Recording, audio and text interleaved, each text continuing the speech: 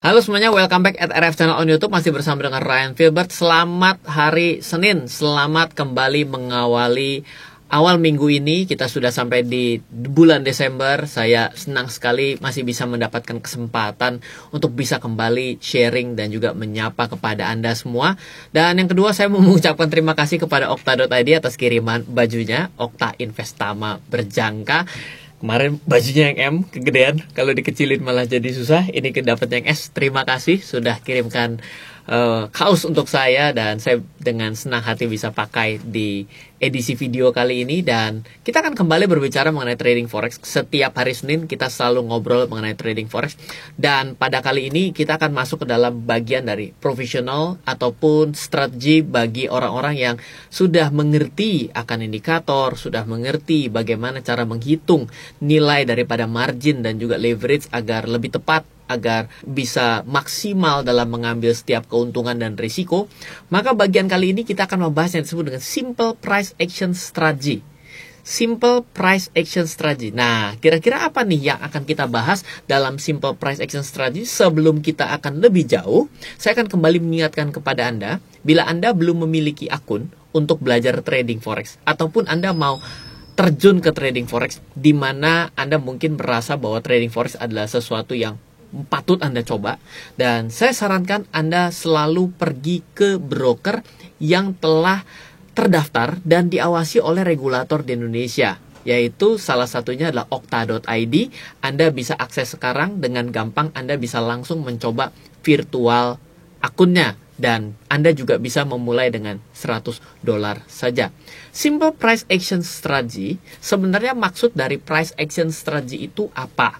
Nah, sebenarnya kalau kita mau simplified, maka kapan saya harus beli, kapan saya harus jual, dan kapan saya harus nonton. Ini adalah sesuatu yang kelihatannya gampang ya. Kapan saya harus beli, kapan saya harus jual, kapan saya harus nonton. Biasanya kalau pemula akan tanya, beli di angka berapa? Dia lupa tuh tanya, jual di angka berapa? Ya kan? Nah, sebenarnya kalau Anda mau lengkap, ada masa-masa yang saatnya Anda ambil suatu action. Ada satu masa di mana Anda sebenarnya lebih baik wait and see. Kenapa? Karena tidak ada suatu kepastian ketika market price-nya sedang berlangsung seperti itu. Nah, pertanyaan selanjutnya adalah, kalau awalnya beli, maka pikiran selanjutnya adalah jualnya gimana? Makanya harus ada cerita lengkapnya. Makanya ketika Anda masuk ke dalam intermediate, kemarin kita diajak untuk memaksa diri, jangan hanya berpikir mengenai belinya, berpikir dengan jualnya, jual juga berpikir dengan keadaan untung dan rugi. Maka itu disebut dengan trading plan. Nah, sebaliknya juga, kalau awalnya jual, maka pikiran selanjutnya adalah apa? Ya beli dong. Kan kalau pertamanya buy, itu long. Kalau misalnya jual, itu short. Kalau pertamanya itu short, maka harus dibalas dengan long. Jadi harus dua nih lengkap. Ada kalanya juga market tidak nyaman untuk ditradingkan, alias untuk saat itu terjadi, Anda tunggu saja. Oke? Nah, di price action strategy kali ini, kita akan belajar bahwa tidak selalu waktu nonton bagi saya adalah waktu nonton juga bagi Anda. Oleh karena itulah kenapa yang namanya market itu selalu dinamis. Kenapa? Karena diisi oleh puluhan juta, ratusan juta orang, dan ditambah robot-robot juga yang ada, sehingga membentuk sebuah demand and supply yang selalu saling berganti. Jadi, itulah yang menyebabkan kenapa market bisa naik dan turun. Mari kita mengambil sebuah contoh yang biasanya membuat saya pribadi do nothing. Ini belum tentu bagi Anda, tapi saya akan ceritakan bagi diri saya, ketika market seperti ini, saya tidak melakukan apapun. Saya do nothing bila pasarnya 2, sideway, atau tidak terindikasi bergerak. Nah, ini ditandai dengan apa? Kata-kata sideway ini perlu kita jelaskan. Kenapa? Karena sideway itu akan sangat banyak caranya membaca market sideway. Kalau saya membaca sideway ditandai dengan, contohnya adalah ketika ada harga yang saya lihat dalam rentang waktu yang sampai 2 atau 3 kali, itu berada dalam kisaran yang sama untuk tertinggi dan terendahnya. Di gambar ini ditunjukkan di bagian ini. Anda terasa nggak sih bahwa semenjak dari bagian ini ke sini, maka boleh dibilang harga tidak kemana-mana? Betul ya? Nah, inilah kondisi yang disebut dengan sideway. Apa yang saya tunggu dari harga seperti yang tercantum tadi atau yang sedang saya itu? Saya menunggu apakah datar ini akan ke atas atau datar ini akan ke bawah. Sebab secara teknikal Anda harus tahu bahwa bila ada sesuatu kondisi yang sedang datar-datar saja dan terjadi suatu breakout ke atas atau ke bawah, maka biasanya apa yang terjadi? Akan terjadi sesuatu yang kencang, yang mengubah pola permainan. Meskipun betul, ketika datar, dia ternyata dari naik, datar, dia naik lagi, yes, bisa saja. Ada juga datar, ada naik, datar, dan dia jebol ke bawah yang kencang sekali. Betul nggak? Nah, ini yang harus kita tunggu-tunggu. Sideway ini mau kemana nih? Mau naik ke atas atau dia jebol ke bawah? Contohnya deh kita akan ambil. Ini adalah contoh area yang sedang sideway. Bila turun ke bawah, maka pikirannya akan melemah. Berarti kalau melemah, di pasar forex Anda bisa sell duluan, short duluan. Sehingga Anda bisa mengambil suatu keuntungan bila dia terus melemah. Tapi ketika triggernya yang terkena yang atas, maka Anda akan mengatakan lebih baik-baik. Kenapa? Karena akan breakout, dia naik terus. Seperti itu. Apa yang terjadi? Yang terjadi adalah yang di break di supportnya. Ini gambar yang sama dilanjutkan dan dia break supportnya. Yang terjadi adalah ya dia turun terus seperti itu. Ini adalah suatu skenario ketika kita wait and see, melakukan action terhadap harga adalah ketika dia jebol. Oke? Ada juga sebenarnya melakukan price action dengan cara yang lebih berhati-hati. Apa maksudnya? Memastikan dulu time frame yang lebih besar ada di area yang mana. Bukan hanya melihat ke sidewaysan di time frame tersebut. Jadi, kalau tadi Anda kan bayangkan, saya cuma lihat saja, ini sideway, jebol atas saya beli, jebol bawah saya jual. Betul ya? Nah, ini ada tipe kedua yang tidak melakukan dengan hanya melihat pada time frame tersebut, tapi mencocokkan dengan time frame yang lebih besar. Contoh ya, pada time frame yang lebih besar, apa yang kita temukan dengan yang tadi? Ternyata kondisi weekly-nya, kan tadi daily itu ternyata, ini weekly-nya. Weekly-nya berada pada kisaran yang tinggi. Di daily-nya, sideway pada kisaran yang tinggi, terbacanya. Dalam weekly-nya, ternyata juga dalam kisaran yang tinggi. Maka kan jadi dua konfirmasi bahwa memang sideway kali ini terasa sulit untuk naik lebih tinggi lagi, kan begitu ya. Nah, ini berarti ada kecenderungan orang yang berpikir bahwa ini akan turun. Maka ketika dia jebol ke bawah, dia lebih confidence untuk apa? Untuk sell. Kenapa? Karena dua time frame, di mana time frame besar dan time frame yang diawasinya itu memiliki kondisi yang sama secara view. Artinya, ini ya ringkasannya, terindikasi sideways dua kali pada daily dan weekly pada area yang tinggi.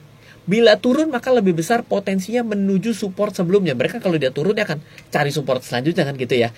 Coba deh pelajari kembali di bagian Fibonacci juga.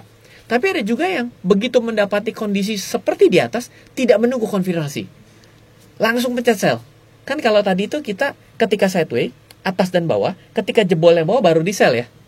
Ada orang yang sudah melihat, oh oke, saya sudah lihat di weekly dan daily-nya. Entah ya, mau di daily atau di 4 hours dengan 1 hours itu terserah saja gitu ya.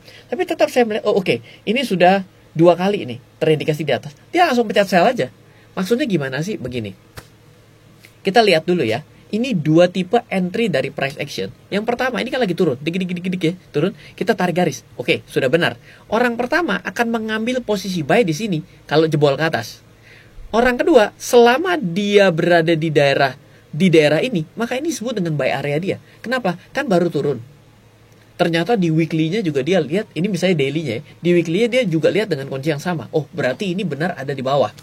Jadi dia tidak menunggu breakout-nya, dia buy near here, dibeli di sekitar sini. Gitu. Lalu, ini fail strategy-nya. Ingat, jangan lupa, yang namanya kondisi berhasil ketika di buy dia naik beneran itu good strategy. Ada nggak fail strategy? Ada. Anda buy di sini, dia sudah breakout, dia batal breakout, dia turun. Ini berarti adalah batas terakhir Anda mesti check out. Atau kalau buy near here, begitu dia jebol ke bawah, berarti kan tidak sesuai dengan view-nya kan. View-nya kan kalau buy itu harus naik. Ternyata dia malah turun lebih jelek daripada kondisi sideways sebelumnya. Maka ini adalah strategi yang gagal. Berarti harus check out atau stop loss. Nah, ini adalah money management. Money managementnya sebenarnya dalam 2 sudut pandang ini adalah sama. Yang pertama, dia buy di sini pun, dia tetap harus mempertimbangkan. Jangan-jangan, kan kita harus bisa memberikan kesempatan dong. Mungkin saja dia bergerak di sini terus-menerus dan dia baru naik di sini. Dia turun dulu baru naik. Yang akan harus kita ambil adalah ketika buy near here juga, di daerah sini, juga menjaga rasio marginnya cukup untuk dia terus berjoget di sini. Kalau dia dalam keadaan joget di sini ternyata dia sudah kehabisan margin, ya berarti kan strategi ini menjadi expired sebelum terkonfirmasi benar dan salah kan gitu ya. Jadi ini yang perlu kita perhatikan dalam mengambil price action strategy. Kalau tidak, Anda tidak mengetahui entry exitnya, Anda tidak tahu kapan waktu Anda harus menunggu atau Anda harus action. Yang ketiga, ternyata sudah benar pun actionnya, Anda salah mengkalkulate marginnya, maka Anda bablas juga. Nah, kira-kira seperti itu dari simple price action strategy kali ini. Semoga bermanfaat buat Anda. Dan silahkan Anda bisa cek di deskripsi. Okta.id juga memiliki grup Telegram untuk belajar, sehingga ada informasi-informasi belajar bagi Anda yang pemula secara step by step. Kalau Anda mau, Anda bisa akses pada kolom deskripsi. Dan juga jangan lupa bila Anda ingin membuka akun yang dengan broker yang terdaftar dan diregulasi di Indonesia, Anda bisa akses di okta.id sekarang juga. Sekian dulu dari saya, semoga selalu bermanfaat. Dari saya Ryan Filbert, salam investasi untuk Indonesia. Halo, terima kasih sudah menonton video ini. Okta Investama Berjangka memiliki promo tahun baru. Klik pada link deskripsi untuk promo linknya ya. Promo tahun baru di Okta Investama Berjangka sudah dimulai. Gunakan kode promo NY2021 hingga tanggal 24 Desember pada saat pendaftaran di Okta Investama Berjangka, okta.id. Dan akan dikembalikan sebesar $8 ke akun trading Anda dari setiap lot yang diperdagangkan dari akun Anda. Selain itu, Okta Investama Berjangka meluncurkan sebuah event untuk para trader yang aktif.